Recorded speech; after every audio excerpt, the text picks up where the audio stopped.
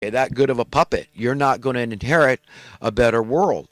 And so this is very serious stuff I'm talking about. Anybody can see. But we've got to understand what we're up against here. We're up against monsters. We're not going to get any say on what they're cramming down our throats.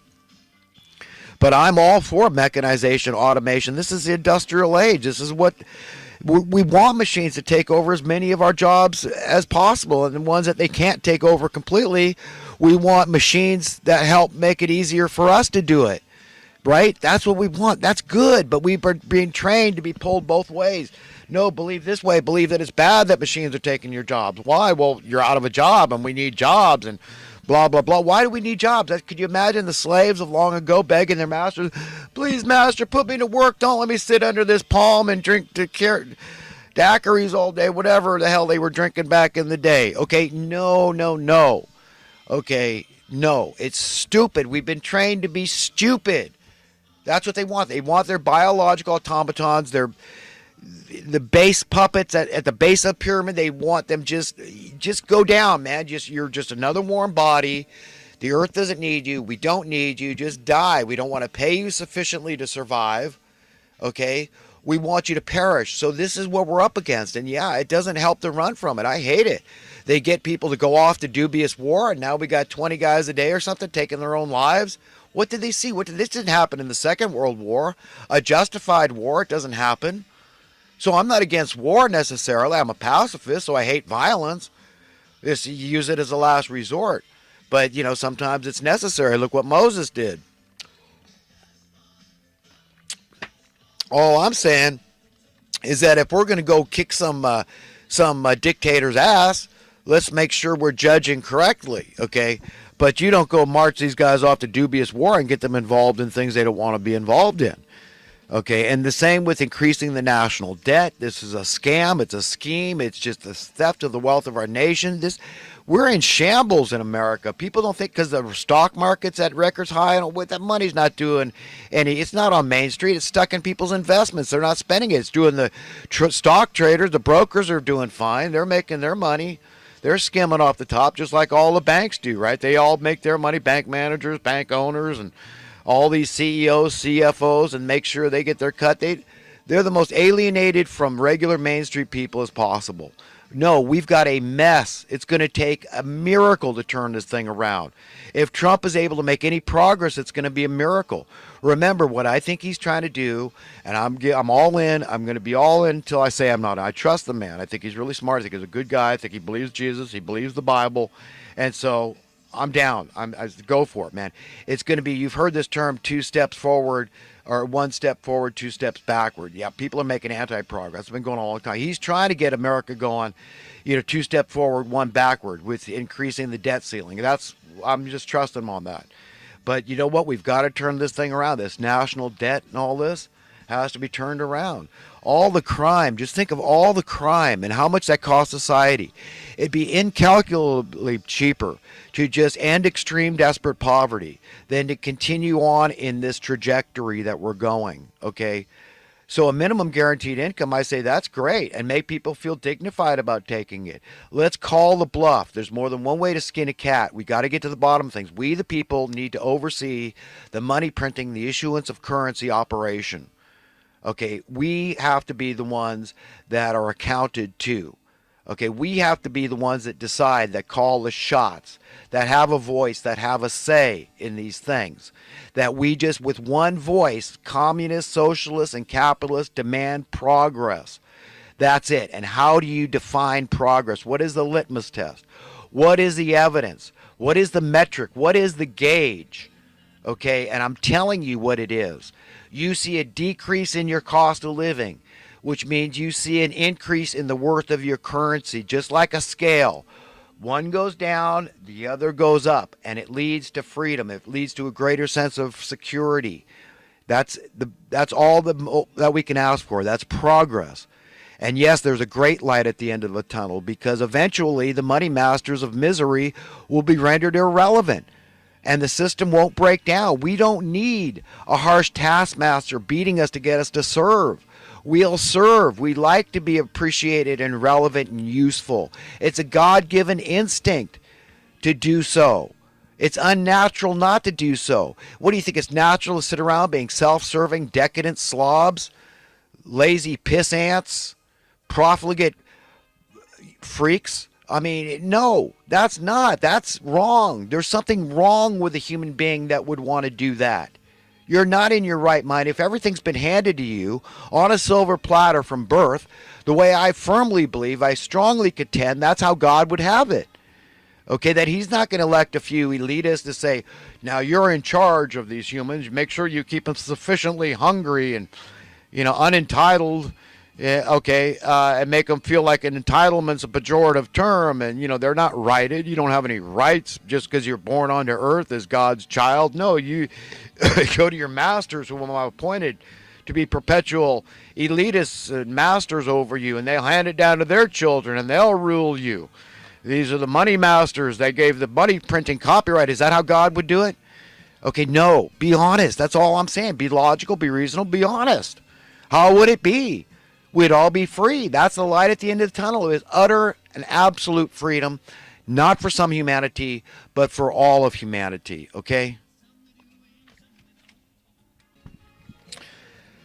So that's how I feel about this. And I don't get anybody wanting to argue with me because they know that I know the truth. I know how it would be, okay, if good guys were in charge. I trust a lot of people that I disagree with on little issues, but if they were running the Federal Reserve, okay, I would trust them. I would trust Donald Trump running it. I would trust Alex Jones running it. I would trust most of his guests, even though I disagree and I want to write some nasty comment when I, listen to them speak or something. Listen, a lot of us, the vast majority of humans, if we got in a position like that because we're not mean SOBs, okay, and that we have a degree of intellect, okay, a modicum, enough, then we would be good at running this show, okay? But we've got to agree. We've got to have a consensus as what progress means, socially, politically, economically speaking. What does it mean for a civilization, a civilized society to make progress? What direction are we going? Is it greater and greater wealth disparity? Is that going to work? Is that not a pyramid scheme? Is that not a Ponzi scheme? Is that not born to failure? Okay, of course it is. Who can deny that? Is ever increasing poverty? Is that natural? Is that normal? Is that what's supposed to happen? Is that progress? Okay, so nobody will argue with me because they know I know what the hell I'm talking about. California is saying, "Oh yeah, people are cutting back on cigarettes." They put this exorbitant tax on cigarettes recently. And that's what they're saying. They're touting their success in getting people to cut back. This is what they're saying. So this is how they're doing it. You see how that makes a guy like me, just makes me nuts.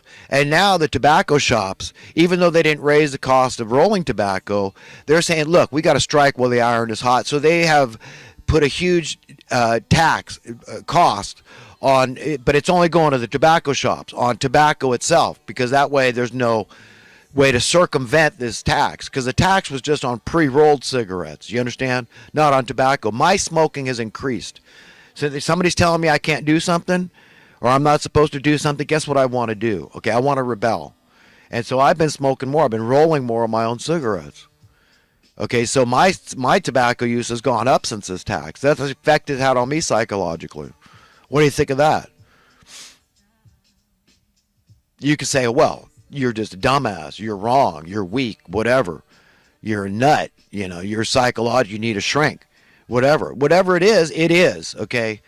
So understand that an ever-increasing cost of living is a bad thing. Psychologically, it's screwing with people's heads.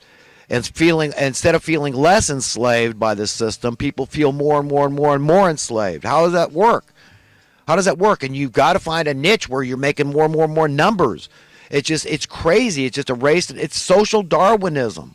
That's what it is. That's why it's survival of the those that can conform the most to the system, to the beast system, this establishment, and it's evil. It's going down the tubes. It has to, but we need God's help. We need God's help bad, and something really worldwide has to happen. We need something to happen that the mainstream media cannot shrink away from. Everybody's got to change their paradigm. I mean, this is about the salvation of souls, being ready for the return of Jesus, for example, for the end of the age and the beginning of a new age. We've got to think way outside the box. So this idea of a minimum guaranteed income, hey man, that's just the first step. We got to be free. We shouldn't need any income, okay? Everything should be free. That's it. Whatever goods and services you offer, if you don't offer them for free, go fly a kite, man. Do something else. That's it. That's what's coming. We all have to face that inevitable reality. And the quality of our work will increase immensely. The productivity will increase even though it doesn't need to. We can have vacant houses for anybody at any time all around the world. Any car you want, anytime you want, whatever, however you want it. If you need sufficient parking where you live in the city, we can have that. We can have no traffic on the roads because nobody's punching a clock. Whatever you want, it's coming. A perfect society, a perfect world is coming. Get ready for it. That's what I'm trying to tell people. Let's bind the wound on the collective body of humanity, save lives. We're all out there saying we got to go help these people in Florida and help the people in Houston and all this. And I say, great, wonderful. Is that a liberal policy or is that a conservative policy, or do you both want to take credit for that? So since you're all so, pompous and so, sanctimonious about this, we're the humanitarian. No, we're the humanitarian. We're all together on borrowing more money and helping these poor souls who often are far more well-heeled than so many other people around the world. And we're going to give money to these people? Isn't it their problem? Isn't it an act of God? Don't they have insurance? I mean, you're on your own, man. You made your bed. Now you sleep in it. You lived in a hurricane zone or a flood zone. Get with it. I mean, in California, people could have that same attitude. We have some horrific earthquakes that we live with perpetually. The idea we're going to have some absolutely tragic, catastrophic earthquake here. And people could say, well, you knew you were living in an earthquake zone. So they could say the same things I'm saying. But I'm a compassionate guy. I say, okay, this is a setback. This is one of those times when you see a temporary increase in your cost of living because there's a disruption in the supply chain, because Floridians and Houstonians produce and supply things for other people. Do you understand? So you work with them as a humanitarian, as a human being. That's what you do. But all I'm saying is let's focus on the people at the bottom. Among them, a lot of veterans are dying out on the street. Let's fix the problem. Let's stop all these people that commit crimes that were induced by desperate, extreme poverty. Now, wouldn't a minimum guaranteed income prevent a lot of that stuff at incalculably cheaper cost to the public? Do you see? Am I making sense? Am I logical? Am I reasonable? That's what I'm trying to do here. I'm not a communist. I'm not a socialist. I am an egalitarian because I'm a good American. I'm a constitutionalist. And I believe in progress. I believe in true capitalism. I know it's a means to an end, a way to get out of this thing, to absolute freedom across the board for everybody. Security and prosperity and safety. All those good things that we all want, we can have them. And it's not God that's keeping those from us. It's ourselves. It's by buying into the lie these people foist upon us.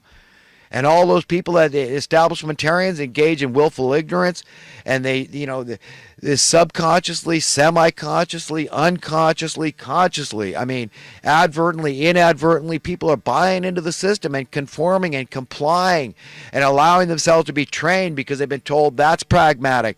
You're a practical thinker. You have common sense.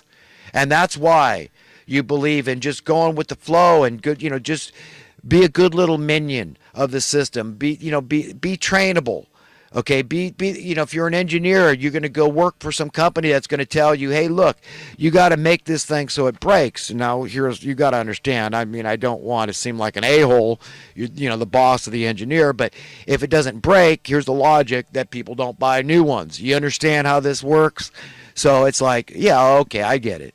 So it's about commerce. It's about that's wrong. That is not capitalistic. That is evil. Okay, that's what's going on there. That's planned obsolescence. Look up that term.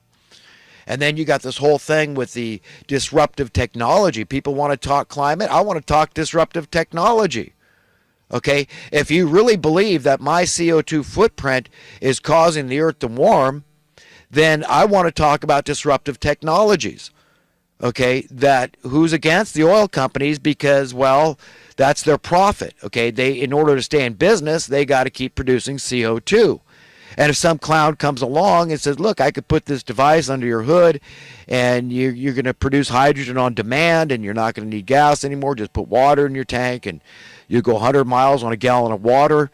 Do you understand how that is not exactly music to the ears of the oil companies? That is an example of disruptive technology.